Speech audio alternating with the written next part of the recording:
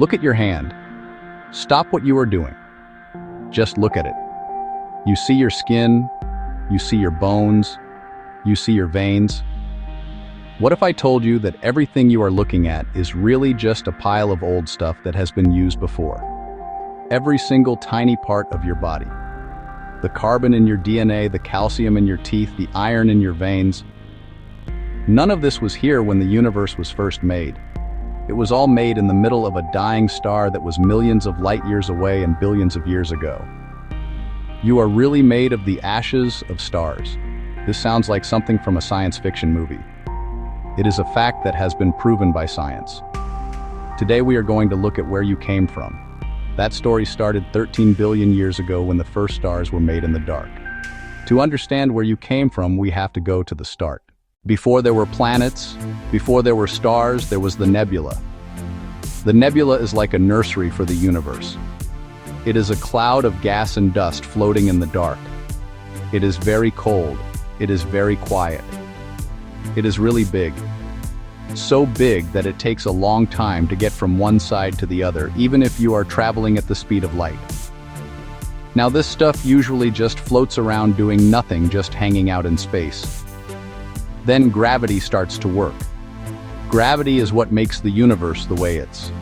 It starts pulling the gas molecules like a magnet. It starts slowly.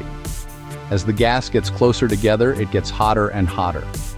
Imagine rubbing your hands really fast on a cold day. Now imagine that, but much, much hotter, and you get the middle of a star. This is where a protostar starts. It is like a baby star spinning around, getting hotter and hotter, and getting ready to shine for the time. When the middle of the star gets to 15 million degrees Celsius, something big happens. The atoms of gas start to fuse, making a new kind of gas and releasing a lot of energy. This is the part. A star is like a big bomb that is always trying not to explode. It is a fight between gravity, which is trying to pull the star in, and the energy of the gas, which is trying to push it out. It is a balance. We call it hydrostatic equilibrium. It is like the star is saying, I am not going to collapse today. It stays like that for billions of years. Our own sun has been like that for 4.6 billion years. That is why we are here.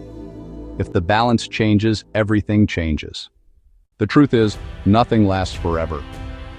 Eventually the star runs out of fuel. It starts to get weaker, and gravity starts to win. The middle of the star collapses, and the outside of the star gets bigger and bigger, like a red balloon. We call this a red giant. If our sun did this, it would swallow up the planets that are close to it. It is like a crisis in the universe. And if the star is big enough, it does not just get smaller and quieter. It then explodes in a huge supernova. That is the most violent thing you can imagine. It is like a reset button for the universe. That explosion is what makes the heavy elements: gold, silver, iron, and calcium. That explosion sends the ingredients of life around the galaxy. Without that explosion, there would be no Earth, no life, and no you. You are the universe finally awake and looking back at itself. That is the most amazing story ever told. The cosmic biography. You Are Made of Death is really a story. You Are Made of Death is a story about where you came from. The cosmic biography is a story about the universe, how it was made.